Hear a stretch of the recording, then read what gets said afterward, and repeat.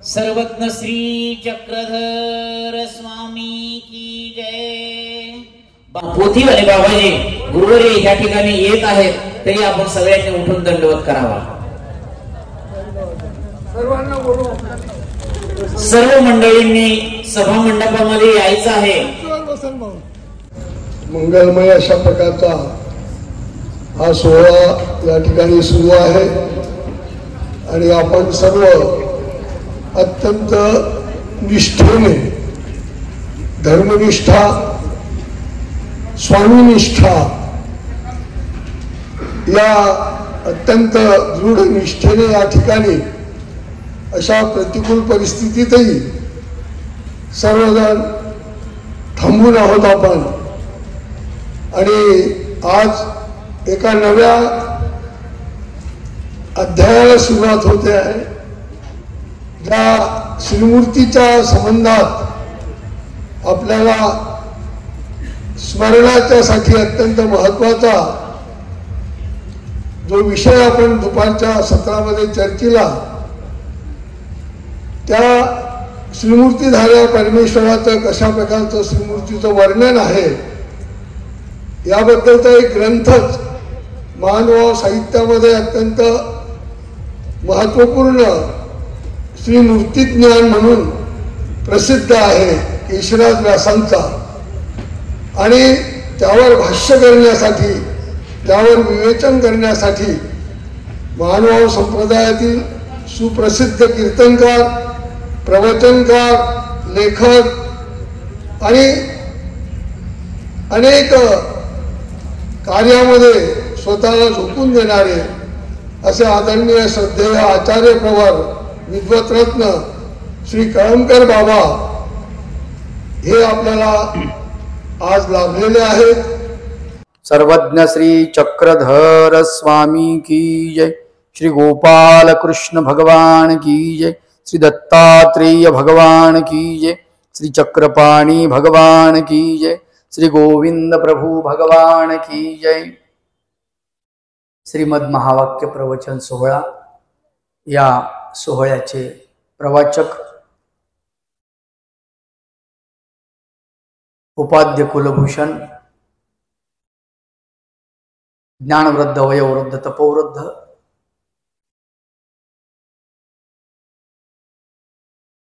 महानुभाव विचार चिंतन परिषदेचे अध्यक्ष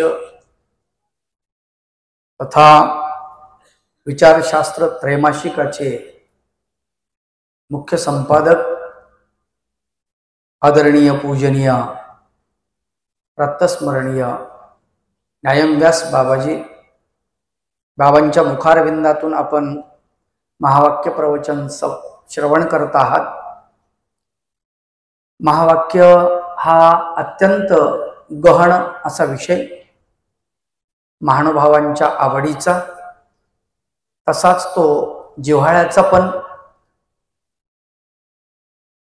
या महावाक्य प्रवचनाच्या निमित्ताने या ठिकाणी माझ्याकडे जी सेवा आली आहे ती संत केशराज व्यास विरचित मूर्ती प्रकाश या ग्रंथावरती थोडं चिंतन करायचं आहे। संत केशराज व्यास महानुभाव पंथाचे एक तरुण तडफदार आणि धडाडीचं व्यक्तिमत्व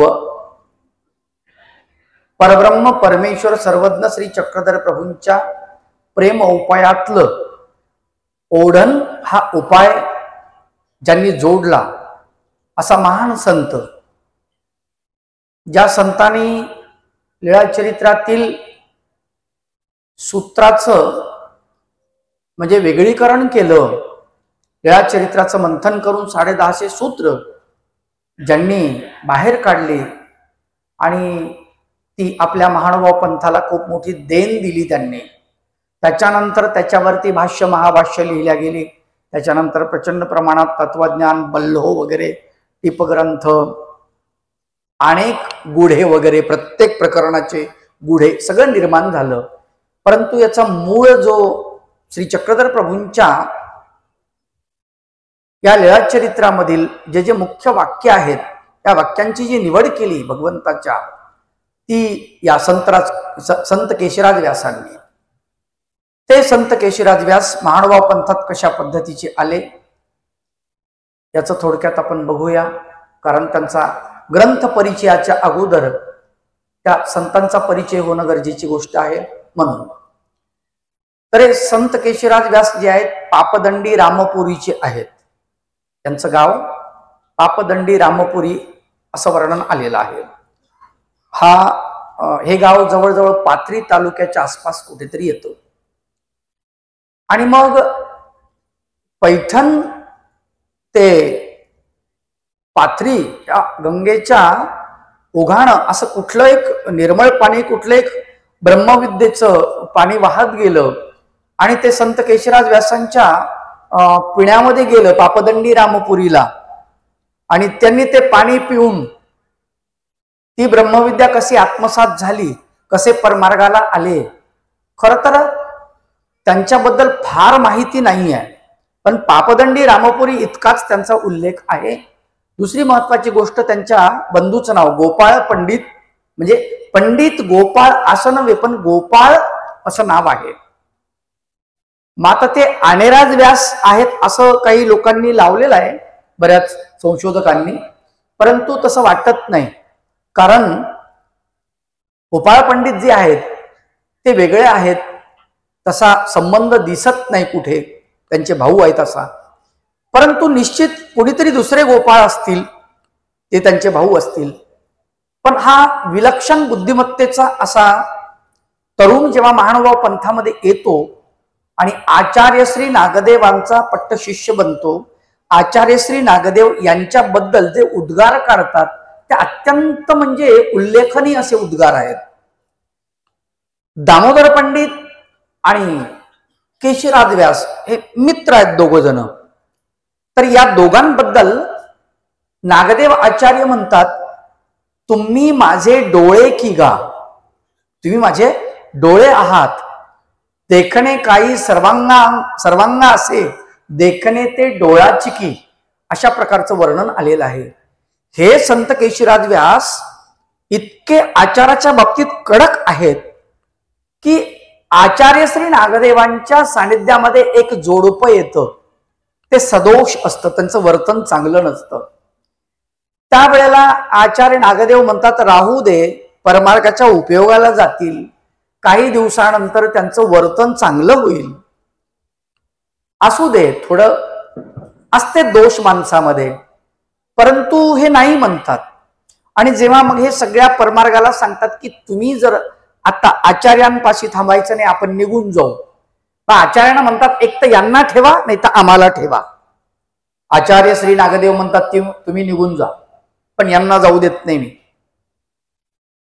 आता असं म्हणण्यामागचा उद्देशही फार सुंदर असतो त्यांचा, की तुम्ही तर परिपक्व आहात, तुम्ही तर रत्न आहात, कुठे फेकलं तर तुम्ही काम करणार नाही का. जो समर्थ असतो तो कुठेही फेकला तरी काम करून जातो, त्याच्यामध्ये सामर्थ्य असतं, त्याच्यामुळे तुमची अडचण नाही. पण यांना सांभाळणं गरजेचं आहे, यांना खूप काठी करणं गरजेचं आहे. म्हणून आचार्य नागदेव त्यांना काढून देतात सगळ्यांना. आणि परिवार निघत नाही, त्यावेळेस ते परिवाराला म्हणतात की तुम्ही जर आता माझ्यासोबत नाही आलात तर आचार्यांचीच आण आहे. इतके धर्माविषयी ते कडक असतात. आणि मग त्यांना ते घेऊन जातात. पण काही दिवसानं आता हे दोघच असल्यामुळे नागदेव आचार्यांच्या समोर त्यांचं ते वर्तन नागदेव आचार्यांच्या डोळ्यापुढे मध्ये येतं, पटकन दिसतं, लक्षात येतं. मग ते म्हणतात तुम्ही आता जागा, आमच्यापाशी थांबू नका, कारण माझा परिवार तुमच्यामुळे मी दूर केलेला आहे. जे चांगले आहेत त्यांना मी दूर केलं आणि तुम्हाला जवळ ठेवलं, तरी सुद्धा तुम्ही तसेच वागता, दोषपूर्ण वागता, तुम्ही निघून जा. आणि मग ते निघून गेले की हे जवळ येतात, केशराज व्यास येतात, प्रसव मोडतात, जी आम्ही तुम्हाला सोडून निघून गेलो हो आणि आमचं माफ करा आम्हाला. ते म्हणतात नाही, तुम्हाला दिसतं ते मला दिसत नाही, तुम्ही माझे डोळे आहात. कोण आहात? तुम्ही माझे डोळे की गा, पंडिता केशवदेया, तुम्ही माझे डोळे की गा. देखणे काही सर्वांना असे, देखणे ते डोळाची की, म्हणजे मी जे पाहतो तुमच्या डोळ्यानं पाहतो. इतकी प्रशंसा आचार्य श्री नागदेवांनी त्या संत केशराज व्यासांची केलेली आहे. असा हा भडखम्मा ज्ञानी संत केशिराज व्यास. आणि या केशिराज व्यासांनी संन्यास दीक्षा घेतली त्यावेळेस आचार्य श्री नागदेवांना माहित नव्हतं यांचं लग्न झालेलं आहे म्हणून. ज्या वेळेला त्यांचे बंधू आणि सासरे आलेले आहेत त्यांनी तपास काढला की आचार्य नागदेवांकडे यांनी दीक्षा घेतली. आल्यानंतर सांगितलं जी यांची पत्नी धाकुटी आहे आणि हे बरोबर नाही असं. आचार्य म्हणतात की जा बा तुम्ही आता. आणि मी कुठे जाऊ म्हणलं ते तुमचा प्रॉब्लेम आहे तो, ते नीट करा आणि मग या. प्रपंचाची अनुज्ञा घेऊन यावे असं म्हटलेलं आहे. प्रपंचाची आज्ञा घेऊन या, तसं येऊ नका. ज्यावेळेस पाठवतात त्यावेळेस संत केशिराज व्यास पत्नीच्या ताब्यामध्ये आहेत. पहा कसा म्हणजे हा योद्धा आहे. रात्रभर पत्नीच्या खोलीमध्ये बंदिस्त आहे. कारण खूप शास्त्र चर्चा केली अनेक पंडितांनी की प्रपंच केला पाहिजे मग परमार्थ केला पाहिजे, हा प्रपंच सोडून परमार्थाकडे जाऊ नये वगैरे वगैरे बरंच सांगितलं. तर ते काही त्यांना प्रत्युत्तर दिले आणि त्यांना निरुत्तर केलं त्यांनी. संत केशिराज व्यास नंतर म्हणतात की बाबा मी जे करतो ते बरोबर आहे आणि पुढच्यांना निरुत्तर केल्यामुळे ते काहीच बोलू शकले नाही. मग एका अनुभवी संतानं सांगितलं की बाबा यांना तुम्ही पत्नीच्या खोलीत बंदिस्त करा. अरे स्त्री पुढे कैक लोकांची वाट लागलेली आहे. सर्वज्ञ श्री चक्रधर प्रभू सांगतात ऋषी शृंग स्त्री पुरुष ऐसा विभागवी नेणे परी संबंधे पोराचे चैतन्य वेधले. याची काय तमाय म्हटले. अनेक गेले. इंद्रा पडली भगचंद्र झाला काळा, नारद चुकला चाळा भजनाचा, इतर ग्रंथांमध्ये त्याचे दाखले दिले गेलेले आहेत. तर म्हणजे यांची काय एवढी विशेष आहे, कसं करा. मग त्यांना बंदिस्त करण्यात आलं. रात्री जेवण झाल्यानंतर पती पत्नी एकत्रित एका खोलीमध्ये आहे. कसं युद्ध आहे पहा. संत केशिराज व्यास पलंगावर असतील, ती पत्नी त्यांच्या जवळ पलंगावर आली की त्यांनी त्या पलंगावर उतरायचं, कोपऱ्यामध्ये जाऊन बसायचं, तिथे नामचिंतन करायचं. ती पत्नी कोपऱ्यात गेली की त्यांनी कोपऱ्यातून उठायचं, पुन्हा पलंगावरती येऊन बसायचं.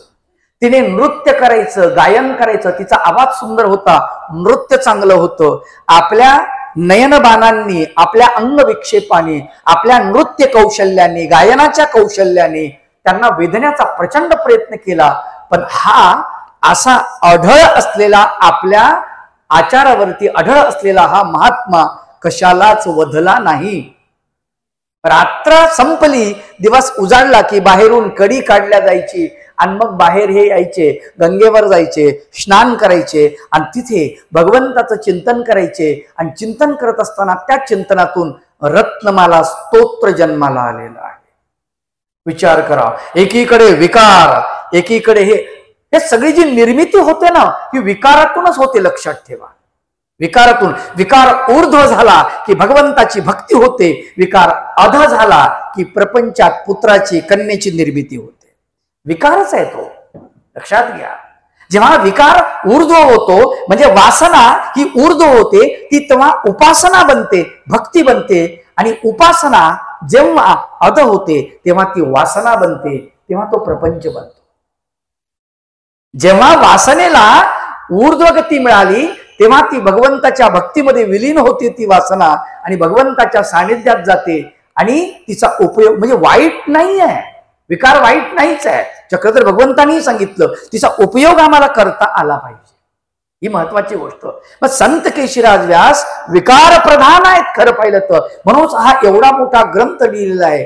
किती ओव्या आहेत त्याच्यामध्ये? 3000च्या आसपास ओव्या आहेत. काय लिहिलं असेल त्यांनी, त्या महात्म्याने असं काय लिखाण केलं. सुंदर ग्रंथ आहे. या ग्रंथाकडे बघितल्यानंतर असं वाटतं की काय अप्रतिम ग्रंथ आहे. आणि जेव्हा रत्नमाला स्तोत्र लिहिलेला आहे तो ग्रंथ 7 दिवसामध्ये पूर्ण केला. आणि संत केशिराज व्यास जेव्हा ती पत्नी विचार करते की खरंच 7 दिवसामध्ये हा महात्मा याला आपण आपल्या विचारावरून ढळवू शकलो नाही, इतकं याचं सामर्थ्य आहे, त्यावेळेस ती वडिलाला म्हणते माफ करा पण यांना जाऊ द्या. हे जोगिये झाले, हे ओरिजिनल संन्यासी आहे, यांना जर इथं थांबवलं तर याचे मज पाप लागत असे, मला पाप लागेल, आता त्यांना जाऊ द्या. संत केशराज व्यासांना संन्यासी म्हणून, ब्रह्मचर्याचा पुतळा म्हणून एका पत्नीने किताब दिलेला आहे. सर्वोत्कृष्ट किताब आहे, लक्षात ठेवा. जगात आपल्याला सगळीकडे सन्मान मिळेल, पत्नी ज्यावेळेस एखाद्या पुरुषाला, पतीला सन्मान देते, तो सर्वात मोठा सन्मान असतो. लक्षात घ्या. संत केशराज व्यासांच्या पत्नीने संत केशराज व्यासांना ब्रह्मचर्य आणि संन्यासी हा जोगी आहे, ओरिजिनल आहे, याचं मला पाप लागेल, मी जर याला अडवलं तर त्यांना जाऊ द्या असं म्हणते. हा खूप मोठा किताब घेऊन जेव्हा ते येतात, संत केशराज व्यास आचार्य नागदेवांकडे, आचार्य नागदेव खुश होतात आणि त्यांना हेच अपेक्षित असतं आचार्य नागदेवांना. दुसरी एक सुंदर स्मृती आहे संत केशराज व्यासाची. भिक्षेला गेल्या, यांचा आवाज गोड होता, भिक्षेला गेल्यानंतर दिसायला तेजस्वी होते, स्वरूपवान होते, खूपसूरत होते. डोळे, ओठ, नाक, कान अगदी आखीव रेखीव मूर्त होती त्यांची. आणि त्याच्यामुळे त्यांच्याकडे पाहिल्यानंतर स्त्रिया वेधल्या जायच्या. एक माऊली यांच्याकडे बघून वेधल्या गेली आणि त्यांना विचारलं, कुठे असता? तिच्या बोलण्यातला ओघ त्यांनी ओळखला. एकही शब्द न बोलता ते निघून गेले. ती त्यांच्या मागावर राहिली, पाळतीवर राहिली. आणि संध्याकाळी मध्यरात्री एका मंदिरामध्ये त्यांचा मुक्काम होता. ती त्या मंदिरात आली अचानक, आणि अचानक येऊन त्यांच्या मांडीवर बसली. लक्षात घ्या, विकार इतका समोर आलेला आहे आणि एवढा विकाराने आघात केल्यानंतर कोण टिकेल? पण संत केशराज सांगतात, मी जरा बाहेर जाऊन येतो लघुशंकेला. सोबतच गोरख झोळणा, पटकर काय असेल, विशेष पोथी असेल ते तिथेच ठेवलं, तसंच राहिलं तिथेच. आणि बाहेर जातो म्हणून मंदिराच्या बाहेर गेले आणि धूम ठोकली. पळत निघालेले आहे. आणि पळत निघून आचार्य नागदेवांकडे आलेले आहेत. आणि नागदेव आचार्य त्यावेळेस, ते दुपारची वेळ आणि चिंतन सुरू आहे. नागदेव आचार्य त्यांना येताना बघतात आणि म्हणतात, माझा शुकयोगींद्र विषयाते पाठमोरा करून येत असेगा. हा माझा शुकयोगींद्र आहे, या कलियुगातला हा शुकयोगींद्र आहे. द्वापार युगामधला शुकयोगींद्र व्यासाचा पुत्र आहे, जो गर्भामध्ये ज्याला चैतन्य विद्या मिळाली असा तो. गर्भात चैतन्य विद्या मिळाली आणि तो अगदी म्हणजे गर्भात त्याला ज्ञान झाल्यासारखं, तो जसा निर्लेप आहे तसा हा माझा शुकयोगींद्र निर्लेप आहे, असं संत केशराज व्यास वास्याबद्दल नागदेव आचार्य उद्गार काढतात. ते संत केशराज व्यास जेव्हा येतात आणि आचार्यांच्या चरणावर डोकं ठेवतात, म्हणले, आचार्य खूप मोठ्या संकटातून आलो. आचार्य सांगतात, तुम्ही स्वतःला सावरू शकता हे सिद्ध झालं, पण तुमच्यामुळे एखाद्याच्या मनामध्ये विकार निर्माण होतो, तो नष्ट करण्याची जबाबदारी ही तुमची आहे. म्हटले, म्हणजे ज्या स्त्रीला तुमच्याकडे पाहून विकार निर्माण झाला, तिचा विकारही नष्ट करणे तुमची जबाबदारी आहे. म्हणजे आता कसं जाऊ? पुन्हा तिची भेट घ्या. आणि संत केशराज व्यास पुन्हा तिची भेट घेण्यासाठी महिना 2 महिने आंघोळ करत नाहीत आणि तोंड धुत नाहीत. काय ते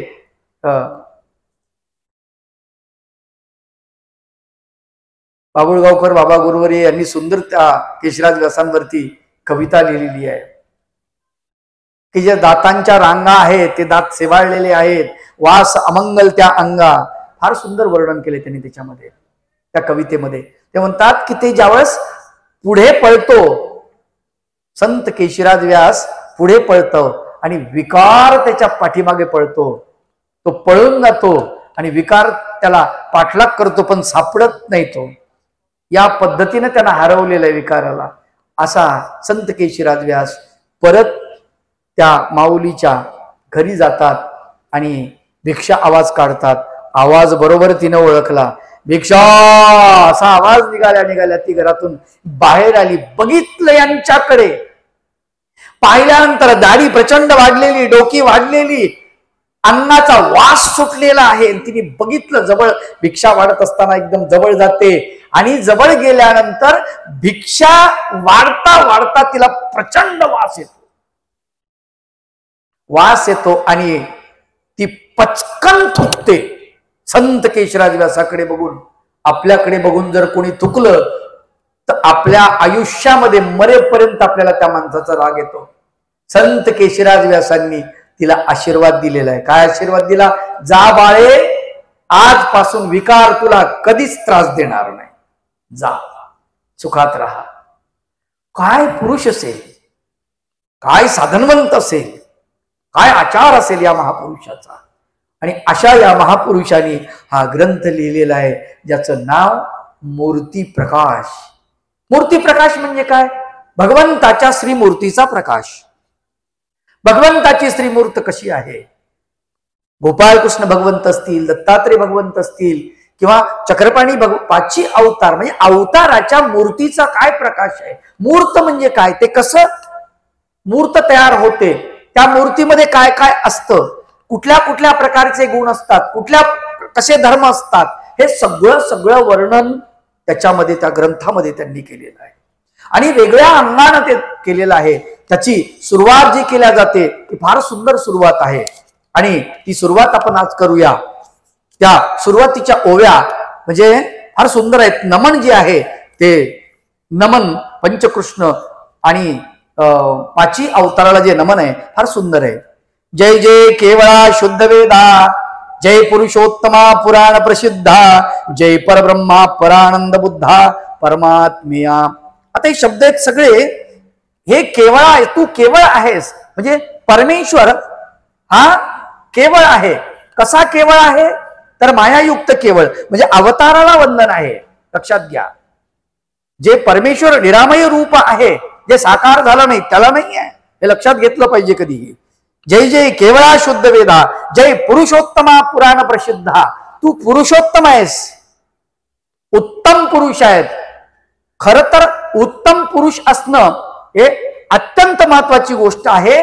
पुरुषोत्तम योगामध्ये जे वर्णन आलेलं आहे तसा तो सगळ्या पुरुषामध्ये उत्तम आहेस, असा परमेश्वरच असू शकतो, दुसरं कोणीच असू शकत नाही. प्रत्येकामध्ये ती कमतरता असते, कुठं नाही कुठं माणूस उणं असतं, काहीतरी एक गोष्ट कमी असते, पण परमेश्वरामध्ये काही नाही, तो उत्तम आहे म्हणून त्याला पुरुषोत्तम असं म्हटले. जय परब्रह्मा परानंद बुद्धा, तू परब्रह्म आहेस, तू परानंद श्रेष्ठ असा आनंद आहे तुझा. आणि हे परमात्म्या बुद्धा म्हणजे तू बुद्धमय आहेस असं त्याचं म्हण. जय निर्वेवा निराकारा, तू निर्वेव सुद्धा आहेस, म्हणजे अवयवरहित निर्वेवा निराकार आहेस. पण सगळं म्हणजे याच्यामध्ये तत्वज्ञान भरलेलं, प्रत्येक शब्दागणित तत्वज्ञान आहे. खरं जर हा ग्रंथ असा लावायचा आणि त्याचा अर्थ सांगायचा म्हटलं 1 महिना 1.25 महिना पुरणार नाही, असा हा ग्रंथ आहे. जय जय निर्वेवा निराकारा, जय निकामा कामातुरा, तू निकाम आहेस, तुझ्यामध्ये काम वासना इच्छा ही नाही, पण तू कामातुर आहेस. काय कामना आहे तुझी? जीवाला ज्ञान द्यावं ही कामना आहे, त्यासाठी अवतार धरावी ही कामना आहे, त्यासाठी तू जीवाला कैवल्य ज्ञान द्यावं ही तुझी कामना आहे, तुझी जी प्रेम द्यावं ही कामना आहे, ज्ञान द्यावं ही कामना आहे, असा तू कामातुर आहेस परब्रह्मा. हे भगवंता जय निर्गुणा गुणसागरा रुक्मिणी पती, हे रुक्मिणीच्या पती म्हणजे रुक्मिणीचा मालक असा तू निर्गुण आहेस, गुणरहित आहेस आणि गुणसागर पण आहेस. म्हणजे विरुद्ध धर्म आणले या ठिकाणी. गुणसागर म्हणजे नुसतं गुणच नाही तुझ्याकडे, तर गुणाचा सागर आहेस तू, आणि निर्गुण पण आहेस. निर्गुण परमेश्वर तर निर्गुणच आहे. जय अनाम्या अमृतवंता, जय गोपी वल्लभा गोपीनाथा, तू अनामी आहेस, तुला नाव ठेवता येत नाही, तुझं नामकरण करता येत नाही, असा तू आहेस. आणि अमृतवंत आहेस, आणि गोपींचा वल्लभ म्हणजे मालक, गोपींचा पती असा तू आहे, असा गोपीनाथ, गोपींचा नाथ म्हणजे मालक. जय विनटलया जीवा मोक्षदाता, आणि तू मोक्षाचं दान करणारा आहेस, मोक्षाचा दाता आहेस. कुणाला? विनटलिया जीवा विनट म्हणजे आवडी, ज्यांना प्रचंड तुझी आवडी आहे अशांना तू मोक्षाचं दान करतोस भगवंता. फार सुंदर वर्णन. आणि संसार मोचका, संसारातून मुक्त करणारा आहेस. सांडोणी सकळे व्यापार श्रीकृष्ण चरणी करावे, मन करावे स्थिर तैची चुकती घोरांदर संसारीचे. सकळ व्यापार सांडून श्रीकृष्ण चरणी मन स्थिर करावे म्हणतात, तरच घोर अति घोर हे नरक चुकल्या जातील संसारीचे. तो वंदू घनय सावळा जो वेदबोध परिपूर्ण प्रेम पुतळा, तया श्रीकृष्णाची या चरण कमळा नमन माझे. भगवंताचं गोपाल कृष्णाचं वर्णन घन निळा म्हणजे आकाशासारखा निळा आहेस. आकाश एकदम निळा नाहीये, एक फिक्कट निळं आहे म्हणून त्याला घन निळा. पुन्हा अजून एक असं म्हटलं की तो जवसाच्या फुलासारखा आहे. जवसाचं फुल जसं आहे की नाही असं अतशी पुष्प सादृश्यम त्याचं वर्णन पण आलेलं आहे. वसुदेव आहे, 8 श्लोक आहेत. वसुदेव वसुतम देवम कंस चाणूरमर्दनम देवकी परमानंदम कृष्णम वंदे जगद्गुरुम. अतशी पुष्प संकाशम हारणो पुरुषोवितम रत्न कंकण केयुरम कृष्णम वंदे जगद्गुरुम. कुटिलालक संयुक्तम पूर्णचंद्रिभाननम विलसत कुंडलधरम देवम कृष्णम वंदे जगद्गुरुम. मंदार गंध संयुक्त चारो आसम चतुर्भुजम बहिर्पिंचव चूडांगम कृष्णम वंदे जगद्गुरुम. असं 8 श्लोकांचं ते वर्णन आहे. गोपिकानम कुचद्वंद्व कुंकुमांकित वक्षसम श्रीनिकेतम महेश्वास कृष्णम वंदे जगद्गुरुम. श्रीवत्सांग महोरस्क वनमाला विराजितम शंख चक्रधरम देवम कृष्णम वंदे जगद्गुरुम. इतर साहित्यात, संस्कृत साहित्यात त्याचं वर्णन हे 8, याला अष्टकम म्हणतात. कृष्णाष्टकम असं म्हटलं जातं. फार सुंदर आहे, युट्यूबला सर्च करा, ऐकायला भेटेल. त्याची चाल वगैरे फार सुंदर आहे आणि खूप छान आहे. तसं या ठिकाणी त्याचं अतशी पुष्प तिथं वर्णन आलेलं आहे संस्कृतमध्ये. या भगवान गोपाल कृष्णाचं वर्णन पुढे दत्तात्रय भगवंताचं वर्णन आलेलं आहे. जय जय निरुपमा निभ्रांता जय निराभिमानिया निरुता जय निसंगा नित्यमुक्ता श्री दत्तात्रेया. निसंग, आपण निसंग शब्द एखाद्याला शिवी या अर्थानं वापरतो, फार चुकीचं आहे. निसंग म्हणजे ज्याला प्रपंचाचा संग नाही असा निसंग. पण आपण वेगळ्या अर्थात निसंग म्हणजे उद्धट, निसंग म्हणजे लाज नसलेला असा आपण अर्थ वापरतो, तसं नाही. त्याचा अर्थ फार वेगळा आहे. आणि असा हा परब्रह्म परमेश्वर सह्यांच्या पर्वता शिखारी राहतो असं त्याचं वर्णन आलेलं आहे. मग त्यानंतर पुढे चक्रपाणी भगवंताला वंदन आलेलं आहे. जो अनादीचा अदृश्यमानू नवे गोचर न देखे सकळे जनू, तो स्वयं आपणपे अवतार स्वीकरून प्रगट झाला. जो अनादीचा आहे आणि अदृश्यमान आहे तो दृश्यमान झाला. जो गोचर नाही सगळ्यांना, सकळ जनाला दिसत नाही, परंतु तो दृश्यमान झाला आणि तो अवतार धरून प्रगट झाला असं त्याचं वर्णन आलेलं आहे. आणि सकळी जो सकळा सामुग्रीवंत संपन्न विद्यावंत विशेषे व्युत्पन्न, तो साकाराकार कुपरी साहून विहरे महिमंडळी. या पृथ्वी तलावर तो साकार होऊन ज्ञान देतो आहे असं वर्णन. मनुष्यवेशाची अवगनी म्हणजे गवसनी, मनुष्यवेशाची गवसनी घालून तो अवधूत धर्माची संपादनी करतो. अवधूत वेश आहे चक्रपाणी भगवंताचा. आणि द्वारके क्रीडले चक्रपाणी त्या नमन माझे असं वर्णन ते करतात. त्याच्यानंतर पुढे गोविंद प्रभू बाबांचं वर्णन आलेलं आहे. जय जय अवेक्ता अपरोपरा जय निप्रपंचा निराकारा जय निर्विकल्पा निराधारा आधार स्तंभा. जय जय अव्यक्ता अपरंपारा, तू अव्यक्त आहेस, अपरंपार आहेस, पलीकडेचा आहेस. जय निप्रपंचा निराकारा, तू निप्रपंच आहे. निप्रपंच शब्दाचा अर्थ फार सुंदर आलेला आहे. निप्रपंच म्हणजे ज्या प्रपंचाला मायेने धुमसून टाकलं, माया धुमसून टाकते अशा प्रपंचाला त्यांनी असं म्हटलेलं आहे निप्रपंच. आणि निराकारा, निराकार तर आहेस पण साकार झाला. जे निर्विकल्पा निराधारा आधारस्तंभ, तू निराधाराला आधार झालेला आहे. आपण बघितलं श्री गोविंद प्रभू बाबांकडे जो जो जातो आधार मागतो. जीजी माझा असा आहे, देव त्याला आधार देतात. जीजी मला मुलीचं लग्न करायचं, काय पैसे नाही माझ्याकडे, इथं खोद म्हणतात, तिथून धन मिळतं. नाही, काही मातंग लोक जे आम्हाला पाणीच नाही आहे, देव त्यांना येतं खोद म्हणतात पाणीला.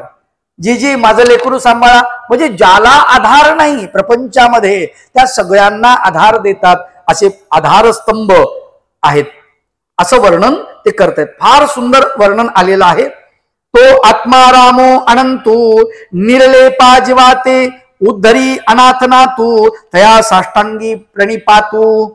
श्री प्रभू राया भगवंताला नमस्कार करतात. तू आत्मारमणी आहेस, अनंत असं तुझं अंत पार महिमा न कळे तुझी, असं वर्णन ते करतात. पुढे जय जय परब्रह्मा परेशा, जय परात्परा परमे महेशा, जय पवित्र स्वयंप्रकाशा सकळ समाना. श्री चक्रधर प्रभूंना वंदन करताना त्यांनी सांगितलं की तू स्वयंप्रकाश आहेस आणि जय परात्परा महेशा. महा ईश, महेश शब्दाचा अर्थ काय? असं काही म्हणजे काही शब्द येतात आणि ते शब्द आपल्याला थोडेसे डोक्यामध्ये विकल्प येण्याची शक्यता, पण तसं नाही आहे. महेश म्हणजे महाईश असा त्याचा अर्थ आहे. आणि जगामध्ये महाईश कोण आहे? मोठा ईश्वर परमेश्वरच आहे, दुसरा कोणीच नाही. या अर्थानं चक्रधर भगवंताला महेश असं म्हटलेलं आहे त्यांनी त्या ठिकाणी. जो सकळ वेद आगमाचार्य आज्ञाधिपती स्वीकरिली आर्य नागर मानवी मूर्ती, ते दे कोणी डोहळे उपजती कामिनी पणाचे. जो सकळ वेद आगमाचार्य आज्ञाधिपती, सकळ वेदांचा आचार्य, सर्वज्ञ श्री चक्रधर प्रभूच श्रीकृष्ण भगवंताबद्दल बोलतात की ते वेदाचार्य म्हणून असं म्हटलेलं आहे. वेदांचे आचार्य म्हणजे जितके लोक ज्यांच्याकडे वेधल्या जातात, श्रीकृष्ण चक्रवर्ती हे वेदांचे आचार्य असं वर्णन करतात. इथे चक्रधर भगवंतालाच संत केशराज व्यासांनी वेदाचे आचार्य म्हटलेलं आहे. आणि वेदाचे आचार्य कसे आहेत, काय होते म्हटले त्याच्यामुळे? ते देखोनी उपजती डोहळे कामिनीपणाचे. म्हणजे पुरुषांना असं वाटतं चक्रधर भगवंताला पाहिल्यानंतर मी जर स्त्री झालो असतो तर बरं झालं असतं. का? कारण या महापुरुषाची पत्नी होण्याचा मान मला मिळाला असता, भाग्य मला मिळालं असतं, अशी मी त्यांची पत्नी झाली असते. त्या भगवंताकडे पाहून पुरुषांना असे डोहाळे उपजल्या जातात. असं इतके सुंदर आहेत चक्रधर भगवंत असं ते वर्णन करतात संत केशिराज व्यास. जया कटाक्ष चकोर पडिलिया निगावा नाही योगेश्वर, जेने वेधू लाविला सकळ अवतारा ये रकाई वानो. जया कटाक्ष चकोर, ज्यांची दृष्टी जी आहे ती कशी आहे? त्या दृष्टी म्हणजे कृपा दृष्टी भगवान चक्रधर प्रभूंची ज्याच्यावर पडली किंवा त्याच्याकडे त्या डोळ्याकडे ज्यांनी पाहिलं त्यांना पडिलिया निगावा नाही योगेश्वरा. जे योगेश्वर आहेत, योगेश्वर म्हणजे योगी जे आहेत आणि योगावर आरूढ आहेत असे, त्यांना सुद्धा काय होते? वेद लागलेला आहे. आणि पुढे असं म्हणतात जेने वेधू लाविला सकळ अवतारा. सगळ्या अवतारांना ज्या चक्रधर भगवंतांनी वेद लावला तिथे येर काही वानू म्हणजे बाकीचे देवतागण, मनुष्यगण, स्त्रिया, पुरुष, पशु पक्षी यांचं काय थोडवी जाणावी म्हणले. म्हणजे हे वेदले चक्रधर भगवंताकडे, त्यात काय विशेष आहे म्हटले? अवतार वेदल्या जातात, तर यांची काय विशेषता आहे? तया श्री चक्रधर रायाचा चरण कमळी दिशे नित्यानंद सुखाची नमाळी, मनोनी लुटतुसे वेळोवेळी लालचा वनेपणे. त्या श्री चक्रधर भगवंताच्या चरण कमळावरती नित्य सुखाची नव्हाळी दिसते. चरणावरती असे चरण आहेत. मनोनी लुटतसो वेळोवेळी लालचावलेपणे, लालूच मला निर्माण झाली आणि त्या श्रीचरणावर मी आनंदाची नव्हाळी लुटण्यासाठी येतो आहे असं ते म्हणतात. कशासाठी येतोय? लुटण्यासाठी, असं ते वर्णन त्या ठिकाणी करतात. तया देवाचे चरणमानसी जन्मे न विसंबे अहर्निशी, हृदय दृढ धरीन जीवेशी सर्वस्व मनोनिया. त्या चक्रधर भगवंताचे चरण माझ्या अंतकरणामध्ये मी असं हृदयाला धरीन आणि अजिबात विसरणार. दृढे धरीन, हृदय दृढे धरीन म्हणजे दृढतेने माझ्या हृदयाला मी लावीन, विसरणार नाही, हृदयामध्ये ते चरण मी ठेवीन. सर्वस्व म्हणून या माझं सर्वस्व आहे, ते माझं संपत्ती आहे ती, याशिवाय दुसरी संपत्ती जगामध्ये मला काही नाही आहे.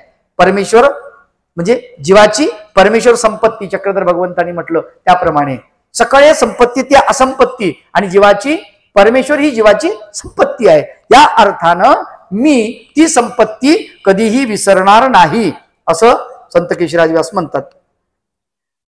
या परी पाचे अवतार मिया न मिले प्रत्यक्षकार, ते मुद्रित सांगेन सारोधार, ये ओविये माझे. आणि मग हे पाची अवतार, या अवतारांना मी नमन केलं आणि ते पाची अवतार या पुढच्या एका ओवीमध्ये मी सांगेन म्हणतात. जय जय श्री कृष्णा श्री दत्ता, जय श्री चक्रपाणी श्री प्रभू कैवल्यनाथा, जयाचेनी दर्शने निवारे संसार विथा, तया नमो श्री चक्रधरा. त्या श्री चक्रधरालाही नमन, श्री कृष्ण भगवंतालाही नमन, श्री दत्ताला श्री दत्त प्रभूंनाही नमन, श्री चक्रपाणी भगवंतालाही नमन आणि श्री प्रभू जे आहेत त्यांनाही नमन, असे पाचही अवताराला नमन या ओवीमध्ये त्यांनी केलेलं आहे. आणि पुढे नमन चाललेलं आहे ज्ञानिया भक्तांना नमन, म्हणजे असा क्रम आहे. पाचही अवताराला नमन, त्याच्यानंतर ज्ञानिया भक्तांना नमन. तर आता नवीन ज्ञानीये भगत, जे उद्धवार्जुना सारिखे महंत, काळू आखना घालुनी झाले जीवनमुक्त, ईश्वर साधन सन्निधाने. म्हणजे असे आहेत की ज्यांनी आपली जे ज्ञानी आहेत आणि कसे आहेत भक्त आहेत, दोन्ही प्रकारचे आहेत, ज्ञानी पण आहेत आणि ज्ञानीय आणि भक्त, जे उद्धवा अर्जुनासारखे महंत श्रेष्ठ आहेत, उद्धवासारखे अर्जुनासारखे. म्हणजे एक प्रतीक उद्धवाचं भक्त आहेत म्हणून, एक प्रतीक अर्जुनाचं ज्ञानी आहेत म्हणून दोन्ही दिले. काळू अंकना घालून झाले जीवन, काळाला त्यांनी कडी घातली, अंकना काळाला आपल्या ताब्यात घेतलं आणि जीवन मुक्त झाले, जीवनातून मुक्त झाले. कशामुळे? ईश्वर साधनेने. त्यांनाही वंदन ते म्हणतात. जेही आणते ममते सांडिले, सकळ वासने पासोनी मन काढिले, परत्र म्हणोनी देवा वालभेले, तया नमन माझे. ज्यांनी अहंतेला ममतेला सांडून टाकलं, अहंता ममता काय केली? अहंताही सांडली, ममताही सांडली आणि सकळ वासनेपासून मन काढलं. गंमत अशी आहे की मुख्य वासनेपासून मन काढलं म्हणजे काही खूप झालं असं नाही आहे. बाकी वासनेपासूनही मन काढलं त्यांनी. पैशापासून मन काढलं, प्रतिष्ठेपासून मन काढलं, लोभापासून मन, कशातच मन नाही आहे. लक्षात घ्या. सकळ वासना ज्या आहेत म्हणजे ज्याला आपण असं म्हणू की जड चेतन, जड भावी चेतन, प्रतिष्ठा संपत्ती वगैरे सगळं सगळं टोटल जे आहे, ज्याच्यामुळे जगामध्ये मान सन्मान आहे, जगामध्ये प्रतिष्ठा आहे, अशा सगळ्याच गोष्टीचा त्याग त्यांनी केलेला आहे, त्याच्यापासून मन काढलेलं आहे. आणि म्हणून ते देवाला वालभेले. वालभेले म्हणजे आवडते आहेत. वालभेले शब्दाचा अर्थ काय? आवडते. देवाला ते आवडते आणि अशा देवाला जे आवडतात त्यांच्या ठिकाणी मी नमन करतो असं म्हणतात. तया भक्ताची थोरी मी वानो तेने अति कुसरी, हे जाणीव एकी ईश्वरी वांचोनी नाही. आणि त्या भक्ताची थोरी मी काय वानू म्हणतात, मला कशी वानता येईल, मला कशी सांगता येईल. आणि मी किती अति कुसरी, अति सुंदरतेने, अति हुशारीनं, अति कौशल्यानं ते वाणण्याचा प्रयत्न केला तरी हे जाणीव एकी ईश्वरी, फक्त परमेश्वरालाच कळते की भक्त कसा आहे. स्वामी चक्रधर महाराज जे म्हणतात सूत्रामध्ये, सूत्रच आलेले त्याच्यामध्ये, हो, बाई भक्ताची थोरी देवची जाणे. मग आता देव जर भक्ताची थोरी जाणतो, फक्त देवालाच कळते, देवची चकारपूर्वक त्या सूत्रामध्ये वर्णन आलेलं आहे सूत्राचं. आलं का लक्षात? मग तिथे जर चकार आहे म्हणजे देवच जर जाणतो तर मी कशी जाणू यांची थोरवी आणि कशी वानू, म्हणजे मला वानता येणार नाही असं ते वर्णन करतात. आपुले अनुसरण सिद्धीने ते जाणुनी वचनाचे दास्य करीती, जया ईश्वरे वेदुनी दिधली बोध शक्ती, ते जाणुनी वचनाचे दास्य करीती, आपुले अनुसरण सिद्धीने ती ज्ञानाचे निबळे. ते ईश्वराला वेधले म्हणजे ईश्वराकडे वेधल्या गेले, ईश्वराने त्यांना वेधून घेतलं आणि बोधशक्ती परमेश्वराकडून भेटली त्यांना, ते जाणून वचनाचे दास्य करीती. जाणून म्हणजे आचार ते करतात, तर असं उघड उघड करत नाही. संपूर्ण अभ्यासलं, पटून घेतलं, मनन केलं, आत्मसात केलं आणि मग नंतर त्याच्यावर आचाराला सुरुवात केलेली आहे त्यांनी. जाणून दास्य करती, आपुले अनुसरण तसं करून सिद्धीला नेतात ज्ञानाच्या बळाने. अशा या सर्वांना मी दंडवत करतो, नमस्कार करतो असं ते म्हणतात. जे संसार धर्मापासून निवर्तले, विरामे विखेयावरी पाठ मोरे केले, ते वीतराग अभिवंदिले हात जोडूनी. जे संसार धर्मापासून निवर्तले, संसाराचे धर्म आणि परमार्थाचे धर्म अत्यंत भिन्न आहेत, लक्षात ठेवा. संसार धर्म वेगळा आणि प्रपंचाचा धर्म वेगळा. एवढेच काय, परमार्थामध्ये सुद्धा प्रवृत्ताचा धर्म वेगळा, निवृत्ताचा धर्म वेगळा. प्रकरण गेले माईमभट्टाला भगवान चक्रधर प्रभू निरूपण करतात.